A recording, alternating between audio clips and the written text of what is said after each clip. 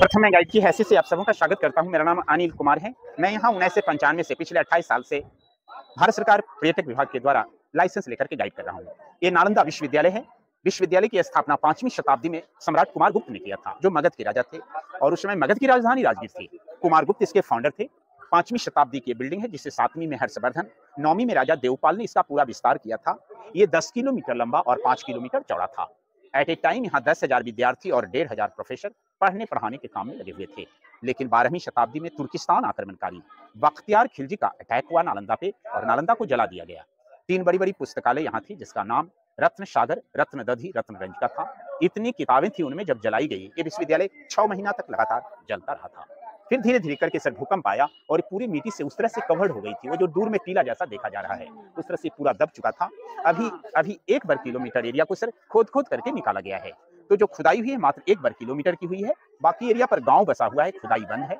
हम नालंदा का जो इन्फॉर्मेशन सर आपको दे रहे हैं या देने जा रहे हैं, ये हमारी कल्पना नहीं, हुएनसांग चीनी यात्री की डायरी से मालूम पड़ती है, जो यहाँ का छात्र बाद में टीचर रहा था। उन्होंने जो डायरी लिखा आज भी वो चाइना में है, जिस डायरी का नाम है सी यूकी। उस यूकी डायरी में उन्होंने वर्णन किया था नालंदा के बारे में। नालंदा 2 शब्दों का मेल है, नालंग और दा। नालंग माने कमल का फूल, जो ज्ञान का प्रतीक है। दा माने देने वाला, जो ज्ञान देने वाला जगह है, वह नालंदा है।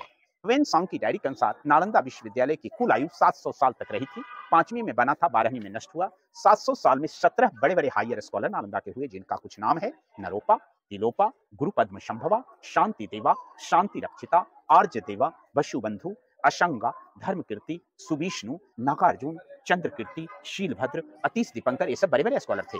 नालंदा विश्वविद्यालय में जो लैंग्वेज था, बोलचाल की भाषा थी, पाली और संस्कृत, ये 2 भाषाओं में पढ़ाई होता था। किंतु विषय के रूप में कला विज्ञान, आयुर्वेद विज्ञान, चिकित्सा विज्ञान, दर्शन शास्त्र, तत्व ज्ञान, खगोल विज्ञान, ये सब यहाँ के मुख्य सब्जेक्ट थे। जी सिस्टर, उन्हें लैंग्वेज सीखना होता था। हुएनसांग ने लिखा था उन्हें केवल पाली भाषा सीखने में लगभग 8 महीने का समय लग गया था। उसके बाद वो एडमिट हुए थे। नालंदा विश्वविद्यालय में सबसे बड़ी बात थी फ्री एजुकेशन था, लेकिन यहाँ का एडमिशन बड़ा टफ था।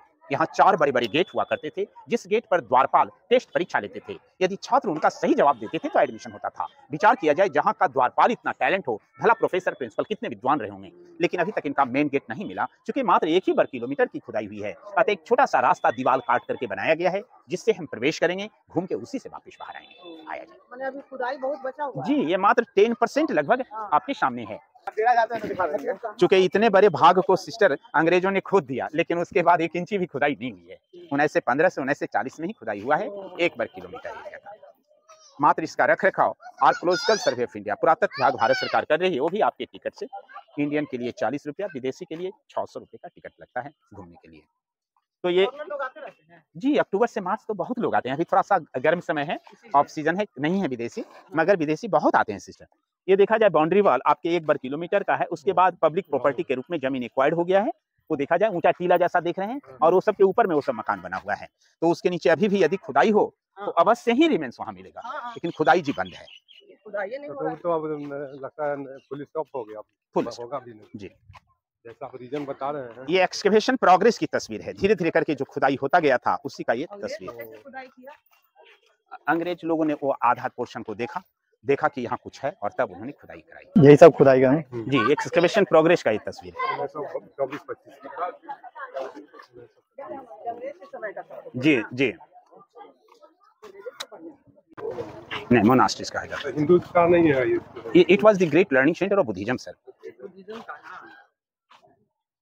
तो हुएनसांग से चला गया था चाइना। हाँ, वो चाइना लौट गए थे, इसीलिए तो उनकी डायरी वहाँ सुरक्षित मिला। अदरवाइज यहाँ रहने के बाद तो वो भी खत्म हो जाता।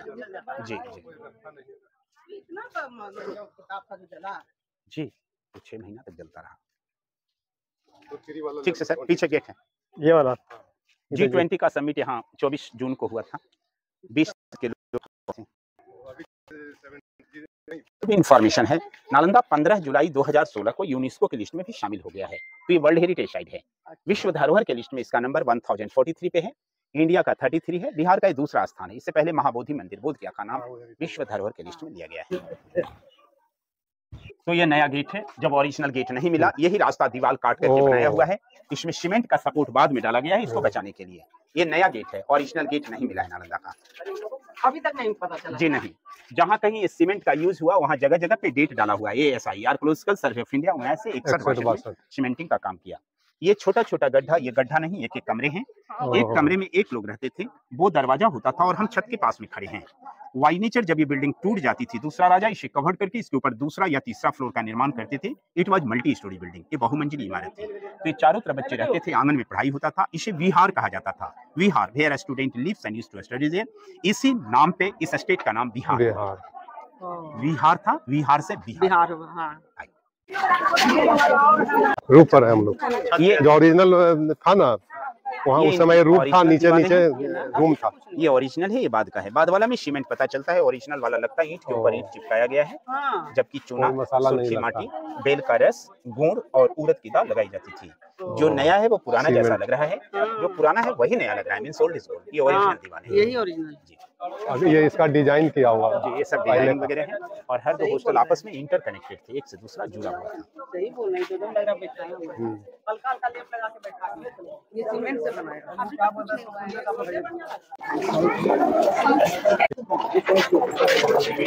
ये वाला दूसरा दरवाजा नालंदा के नाम से किताबों में, अखबारों में जो तस्वीर छपती है वो हाँ, तस्वीर वही होता है, वही रहता है। एक इंटरेस्टिंग बात है, शायद आप लोगों ने देखा होगा। क्या आप गाइड लेंगे तो आगे या पीछे जाइए, मेरा प्रोफेशन है। वो सुनने के लिए आदमी वहाँ खड़ा है, आपका पैसा खर्चा होगा जी, तब उसके बाद सुन सकेगा।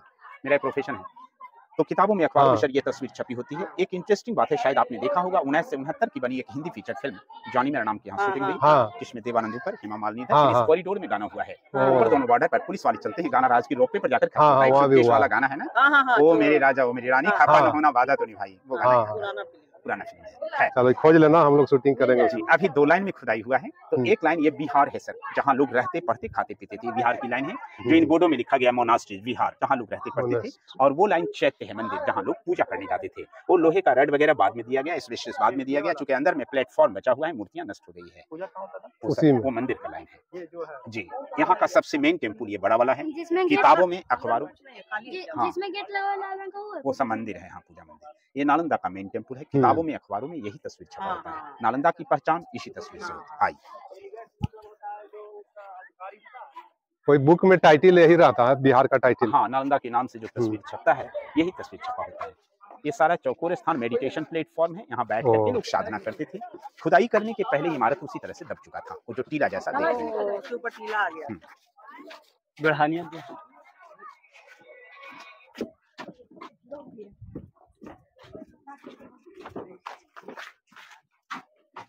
हर एक मोनास्ट्रीज के एंट्रेंस पे दोनों तरफ में, हॉस्टल के एंट्रेंस पे भगवान बुद्ध की मूर्ति होती थी।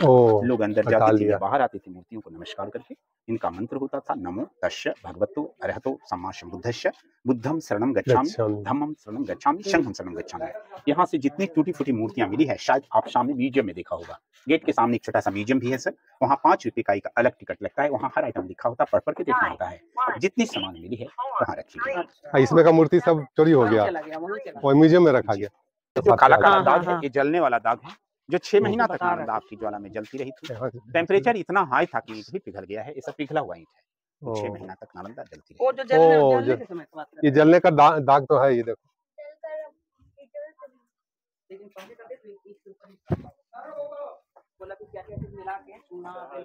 हम लोग अभी रात मेरे सामने जलता था, हम लोग छोड़ते नहीं।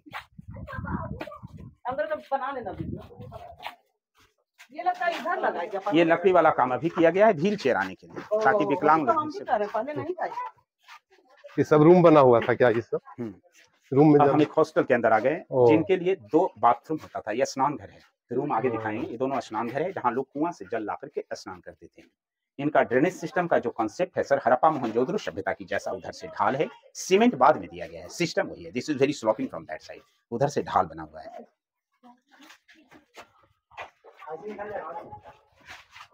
ये ओरिजिनल दीवारें हैं आपकी, और ये बाद वाला है। जो बाद वाला है वही टूट रहा है। ओरिजिनल बाप रे, ये दीवार कितना सेंटीमीटर? कम से कम 4 फीट मैंने बताया था, अधिक से अधिक ज्यादा होगा। 1 2 3 4 5 सेंटीमीटर ओरिजिनल दीवार है, जो लगता है ईंट के ऊपर ईंट चिपकाया हुआ है, जबकि चूना, सुर्खी माटी, बेल का रस, गुड़, उड़द की दाल लगाई जाती है। कितना पिसाता होगा ये सब? पूरा मिक्स होते रहता होगा। बस ये ठीक है, नया वाला तो पूरा आ गया जमीन। हर एक हॉस्टल के दक्षिणी पश्चिमी कोने से एक सीढ़ी होती थी, जो इनके ऊपरी इमारतों को जाता था। क्योंकि नालंदा कम से कम 3 मंजिला, अधिक से अधिक 9 मंजिला था। ये 9 सीढ़ी के बाद टूट गया है। इच्छा है तो थोड़ा सा चढ़ के आइडिया देख सकते हैं। 9 सीढ़ी तक ही बचा हुआ है। आओ देख लो। Go and come.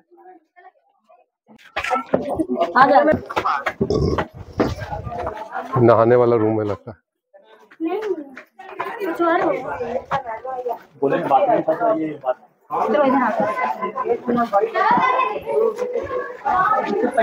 गर्मी बड़ी लग रहा है। हाँ हाँ इतना बड़ा मस्जिद जैसा है ना, लंबा लंबा। कैसे दिखा आ रहा है? जूम कर लो। अनिल बाबू आइए आप भी, ठीक है आइए प्रिय गाइड साहब।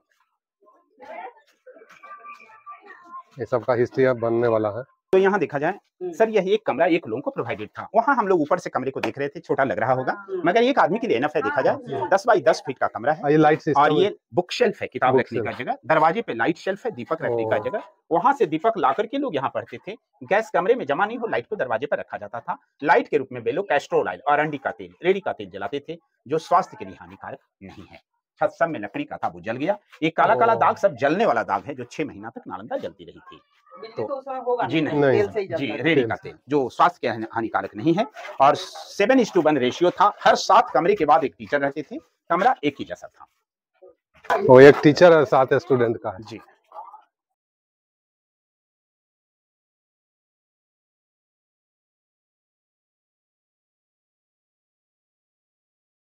एक स्पेशल गुफा होता था मेडिटेशन के लिए। इसके अंदर बैठ करके लोग ध्यान, साधना, योग करते थे। जी हाँ, ऊंचा इतना है सिस्टर, लंबा वहां तक है। एक बार में एक व्यक्ति अंदर बैठ करके ध्यान करते थे। ये ध्यान करने अंदर जाके? हाँ, अंदर बैठ के। ऊंचा इतना है, लंबा वहां तक है। रोशनी के लिए नहीं, रोशनी से बचने के लिए ही इसके अंदर जाकर के लोग गुफा में मेडिटेशन करते थे। हाँ, यहाँ से यहाँ तक लाइक दैट ए केव। यहाँ पे भगवान बुद्ध का बड़ा मूर्ति होता था। ये मूर्ति का ओरिजिनल चरण चिन्ह बचा हुआ है, बहुत एनर्जेटिक है। आप लोग भी नमस्कार करें। अंगुली का दाग, पैर के तलवे का दाग, ये पुराना मूर्ति का चरण चिन्ह। That is very energetic. किसका मूर्ति है? भगवान बुद्ध के मूर्ति का चरण चिन्ह है सर। प्रणाम कर लीजिए। कुमार गाइड नहीं ऐसी ये क्या है?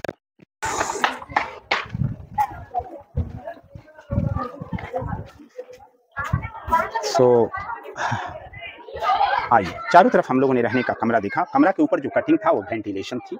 ये आंगन क्लासरूम था। ये लेक्चर हॉल है, ये लेक्चर स्टैंड है। यहाँ से टीचर इनको पढ़ाते थे। ये पत्थर की जगह पिलर था जिससे इनकी छतें टिकती थी। मीन्स गुरुकुल जैसा पढ़ाई होता था। हर आंगन में एक कुआं था जल की सुविधा के लिए। पानी सूख गया है, जहाँ लोग बैठे हैं वो कुआं था, जहाँ बैठे हैं लोग किनारे पर। ये दोनों गोदाम है जहाँ वो चावल रखते थे। यहाँ से 2 बड़ा बड़ा मटका और जला हुआ चावल मिला है, वो सामने नालंदा म्यूजियम में रखी हुई है। वहाँ भी आप देख सकते हैं। म्यूजियम में 5 रुपये का अलग टिकट लगता है, पढ़ के वहाँ देखना होता है। तो कुआं, गोदाम, क्लासरूम, लेक्चर स्टैंड। ये देखिए सिस्टर, चूल्हा है। जब नीचे से काठ की लकड़ी इसके अंदर लगाई जाती थी, इस चूल्हे का प्रयोग विभिन्न कार्यों में होता था। जब क्लास चलता था, लोग वहाँ प्रैक्टिकल करने जाते थे। माने अष्टधातु की मूर्तियों को जोड़ते तोड़ते गलाते थे। सुबह शाम लोग खाना बनाते थे। जाड़े के मौसम में हाथ सेकते थे। बाकी समय में आयुर्वेदिक दवाई बनती थी। ऐसा 108 छात्रावास था। अभी 11 छात्रावास मिला है। सब बनावट में एक जैसे। 108। ये जो नाली का सिस्टम है, इसका जो कॉन्सेप्ट है हड़प्पा मोहनजोदड़ो सभ्यता की जैसा है। ये ग्रेजुअली धीरे धीरे करके सर डाउन होता जा रहा है। ये 3 इंची से शुरू हुआ नाली धीरे धीरे करके आगे जाके 30 इंची गड्ढा हो गया है। आज के डेट में भी इनकी बरसाती पानी इजीली बाहर चला जाता है। 30 इंची डाउन हो गया नीचे। हाँ हाँ, उधर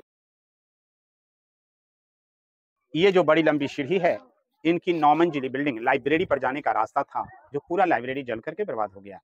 ये क्या था? यहाँ पर नीचे की सीढ़ियों को काट करके यहाँ के हॉस्टल को हटा करके, ये भी एक हॉस्टल का पार्ट है जिसका आंगन क्लासरूम था, लेकिन वहाँ सब कुछ बचा हुआ था। यहाँ मैक्सिमम कंस्ट्रक्शन टूट गया है। नीचे की सीढ़ियों को काट करके 3 राजाओं की निशानी को प्रमाणित किया। ये 3 बार में बना। वहाँ देखिए धनुष के जैसा शेप बना हुआ है ना आंगन में, बोर्ड के बगल में। That is the national symbol of Gupta period. राजा कुमार गुप्त की निशानी है, जो पहला राजा ने इसको बड़े बड़े ईंट से बनाया था। जबकि यहाँ पे जो कंक्रीट चुन सुर्खी माटी की दीवार है वो हर्षवर्धन काल की है, और ऊपर की जो छोटी ईंटें लगी है वो पाला डायनेस्टी की राजा देवपाल की निशानी है। 3 काल में बना था। तीनों काल की अलग अलग निशानी को यहाँ दिखाया गया है। क्लियर पता चल रहा है। बड़ा अच्छा समझ। पूरा टाइम कोई बात नहीं सर, लेकिन जो बताने का है वो यहाँ लास्ट होता है। वो देखिए सर, वो लंबा लंबा पेड़ के पास तक खुदाई हुई है, वो जो देख रहे हैं। उसके बाद देखिए गांव को। हाँ, उधर भी गांव दिखाया, इधर भी गांव है, चारों तरफ में गांव है। अभी भी उसके नीचे खुदाई हो तो मिलेगा। वो लंबे पेड़ तक खुदाई हुई। तो हम जैसा वहाँ एक हॉस्टल का पूरा सिस्टम आपको घुमाया, सेम टू सेम उधर ही 11 हॉस्टल अभी तक मिले हैं। यानी लगभग 1100 कमरे मिले, क्योंकि एक ब्लॉक में 108 कमरे लगभग होते थे। तो 11 ब्लॉक की खुदाई हुई, जो एक जैसा, सब में चारों तरफ रहने का कमरा, लेक्चर हॉल, लेक्चर स्टैंड, कुआं, चूल्हा और गोदाम है, और सबके सामने ये छोटा बड़ा एक एक चैत्य। ये ईस्ट वेस्ट हुआ, ये वो ईस्ट है, अच्छा, ये वेस्ट है, ये साउथ है, साउथ है, इधर ये नॉर्थ हुआ। जी। तो साउथ नॉर्थ इंड दिख रहा, और इस तरफ का ईस्ट वेस्ट का इंड बाउंड्री जो हम लोग गेट से इंटर किया वो हुआ, और इसका यही बाउंड्री है, बस ये टॉयलेट जो बना हुआ है बाउंड्री के पास है, ये लास्ट हुआ। सब पर मैंने और आप बोल रहे हैं कि सस्पेक्टेड कितना एरिया और 10 होगा? किलोमीटर लंबा, 5 किलोमीटर चौड़ा तो था। ये सिलाव वगैरह पहुंच जी जाएगा? बिल्कुल सर, सिलाव से ही लेकर के इधर आपका नारी गांव है, वहां तक के एरिया इसका माना जाता है, बिहार शरीफ के आसपास। तो ये 11 हॉस्टल और 11 मंदिर इधर मिली। सभी मंदिरों का ये प्रधान मंदिर है सर, इसका नाम है सारीपुत्र स्तूपा। सारीपुत्र एक भगवान बुद्ध के प्रिय शिष्य थे, जिनका जन्म और मृत्यु यहीं पर हुआ था। उन्हीं की यादगारी में स्तूप बनी, तब ये नालंदा बना था। तीनों राजाओं के समय का यहाँ भी 3 सीढ़ी है सर। पहला सीढ़ी गुप्त काल का, दूसरा हर्ष काल का, तीसरा पाल काल का है। ये अंदर से सॉलिड है, इसके ऊपर में बुद्ध की बहुत बड़ी मूर्ति थी जो टूट गई है सर जी। इनके आसपास ये जो चौकोर वाला है सब ध्यान करने का जगह है, लेकिन ये जो गोल गोल जैसा देख रहे हैं, गोल गोल गोल गोल देख रहे हैं ना, ऐसा हजारों की संख्या मिला जो समाधि है। जो विद्यार्थी या प्रोफेसर किसी कारणवश यहाँ मर जाते थे, मर जाने के बाद उनके डेड बॉडी को घर भेजना संभव था नहीं, यहीं पर जला करके उनके राख को रख करके उनके पोस्ट के हिसाब से बड़ा या छोटा समाधि बना देते थे। बड़ा है तो किसी टीचर का, छोटा है तो सीनियर स्टूडेंट का, एकदम छोटा जूनियर का है। कुछ को खोल के देखा गया, उसके अंदर में मिट्टी के बर्तन में अस्थि कलश रखा हुआ है, जैसे यहाँ समाधि आपने देखा। अब ये डैमेज हो गया, इसलिए रेलिंग दिया हुआ है, ऊपर जाना मना है। पहले जाने का था ना? जी हाँ। अब यहाँ के बाद वक्त है तो लोग फ्री होकर फोटोग्राफ वगैरह लेते हैं, एंजॉय करते हैं। वो आपका टॉयलेट और ड्रिंकिंग वाटर की व्यवस्था है, बाहर निकलना उसी गलियारे से है। यहाँ के बाद हमारा गाइड वृक्ष धन्यवाद। बैठ के फोटो, वो समाधि है, उस पर नहीं बैठना चाहिए। ये इस पर बैठ के पूजा ध्यान दिया कर, वही बता है, समाधि है जी। लो, थैंक यू सर। हमारे साथ है अनिल जी, जिन्होंने पूरा बताया, हमें समझाया खंडर के बारे में, और उम्मीद करते हैं इस वीडियो में आपने बहुत अच्छा विश्लेषण हुआ है पूरा नालंदा खंडर के बारे में। और जो अभी कितना किलोमीटर फैला हुआ है, अभी 1 बार किलोमीटर में खुदाई हुई है, जबकि सर ओरिजिनली ये 10 किलोमीटर लंबा और 5 किलोमीटर चौड़ा था। अभी एक ही बार किलोमीटर की खुदाई हुई है। अब तो गांव बस गया, जो कि मुमकिन नहीं है खुदाई करना। सर यही अब खंडर जो बचा हुआ है। तो ये छोटा सा वीडियो आपको कैसा लगा? अगर वीडियो अच्छा लगा हो नालंदा खंडर का तो लाइक करिएगा, कमेंट कीजिएगा, नीचे चैनल को सब्सक्राइब कर दीजिएगा। एंड आपका बहुत बहुत धन्यवाद हमें गाइड करने के लिए। मिलते हैं नेक्स्ट वीडियो में। बाय।